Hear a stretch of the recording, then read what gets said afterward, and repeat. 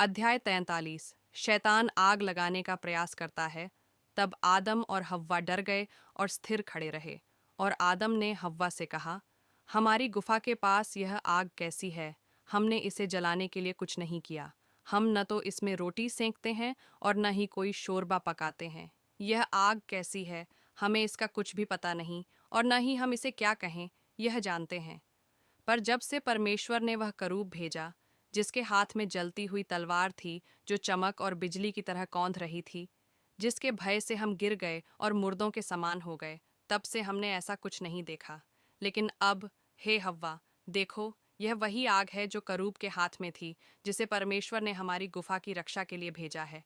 हे हव्वा, यह इसलिए है क्योंकि परमेश्वर हमसे नाराज है और हमें यहाँ से निकाल देगा।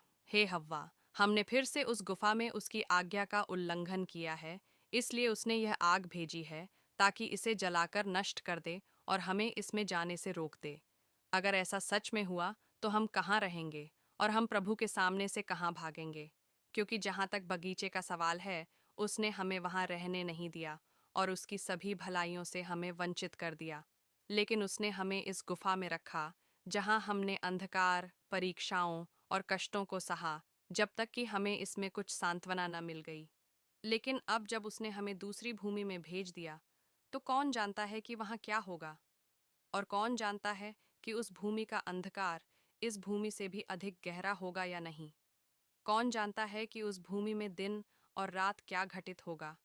और कौन जानता है कि वह भूमि दूर होगी या पास? हे हव्वा, परमेश्वर जहाँ चाहे हमें रख सकता है, और हो सकता है कि वह हमें बगीचे से बहुत दूर भेज दे, या ऐसी जगह जहाँ हम उसे देख भी न सकें, क्योंकि हमने उसकी आज्ञा का उल्लंघन किया है और हमेशा उससे कुछ न कुछ मांगते रहे हैं।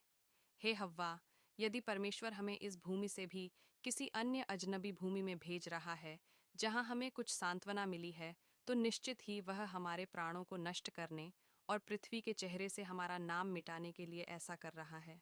हे हव्वा, यदि हम बगीचे और परमेश्वर से और भी अधिक दूर हो जाते हैं, तो हम उसे फिर कहाँ पाएंगे और कैसे उससे सोना, गंधरस, गूगल और अंजीर के वृक्ष का फल मांगेंगे?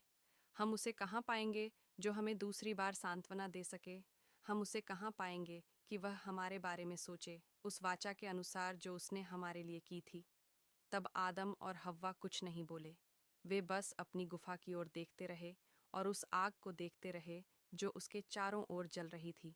लेकिन वह आग शैतान की ओर से थी। उसने लकड़ियाँ और सूखी घास इकट्ठी करके गुफा के पास रख दी और उसमें आग लगा दी, ताकि गुफा